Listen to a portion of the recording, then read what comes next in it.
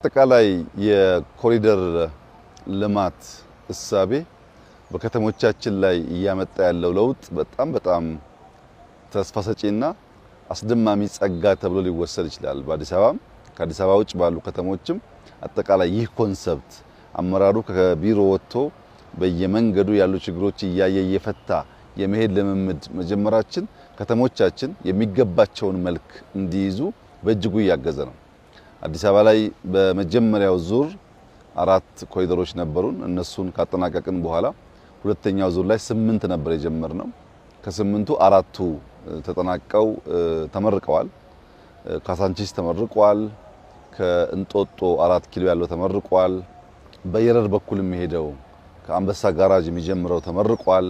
ደግሞ ዛሬ ከፀሐይ ሪል ስቴት በጎሮ አርጎ ወደ ቪአይፒ ኤርፖርት ተርሚናል የሚሄደው ከ10 ኪሎ ሜትር በላይ መንገድ የሚይዘው በጣም ሰፊ የሚባል ኮሪደር ነው። ተሰርቶ የተጣለ አይነት ከባቢ ነው የነበረው። አሁን ያየኸውን መልክና ውበት አልነበረው።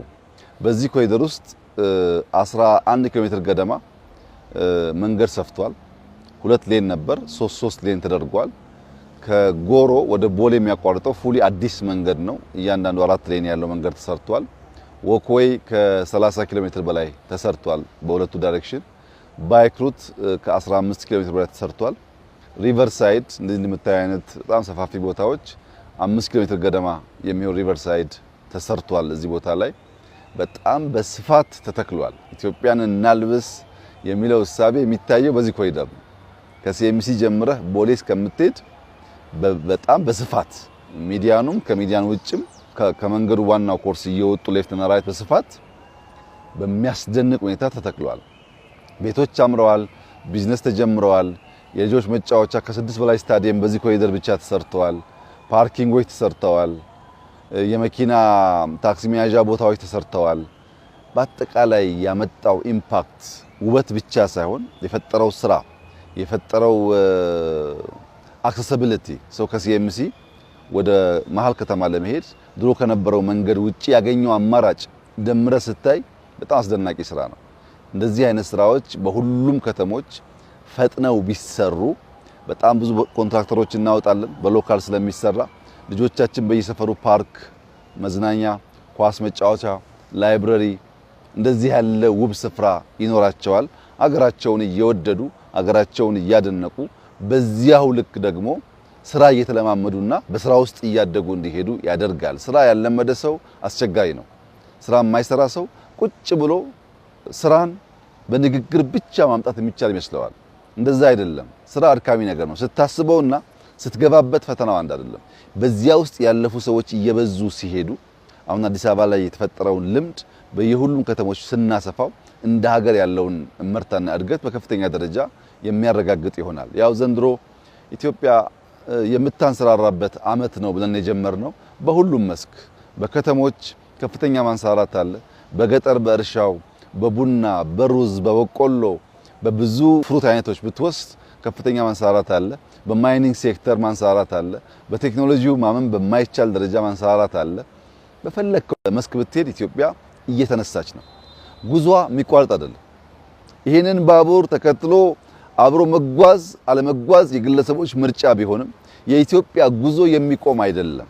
ሰማይ ተከፍቶላት ሰዎች ነቅተው አምነው እየተጉ እየሰሩ ያሉበት ሁኔታ ስላለ አንዳንዶች ሲገባቸው ጊዜ ውስጥ ይሆናል። ጉዟችን የብልጽግና ጉዟችን ግን በፍጹም የማይደነቃቀፍ መሆኑን በነካ ነው መስኩሉ ታያለ። ጀምረን የማንጨርሰው የለም። ተናግረን የማንፈጽመው የለም። አስውበን የማንጨርሰው የለም።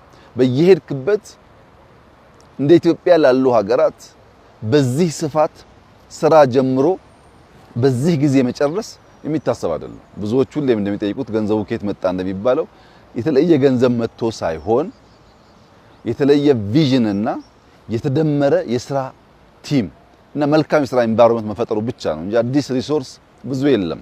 ሰዎች እንደሚያሙት አይደለም። አዲስ ሀብት የለም። ያለውን ሀብት ግን ሳናባክን ልማት ላይ እናውላለን። ያገኘነው ማንኛውም ሀብት ግን ሀገራችን ላይ እናውላለን። በዚህ መንገድ በመመራቱ እንደምታየው አዲስ አበባ እንደተባለላትም እንደ ስሟ አበባና ውብ ሆናለች። ይህ ማለት 100% አዲስ አበባ ውስጥ ሁሉም ሰፈር ተጠናቋል ማለት አይደለም። የሚቀሩን ሰፈሮች አሉ፣ እንሰራለን።